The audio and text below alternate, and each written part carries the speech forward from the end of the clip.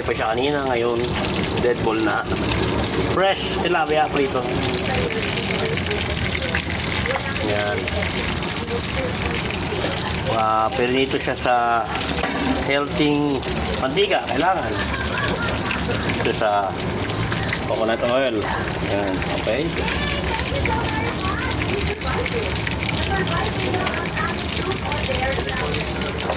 Today's lunch is pritong tilapia. Happy Saturday sa inyo lahat.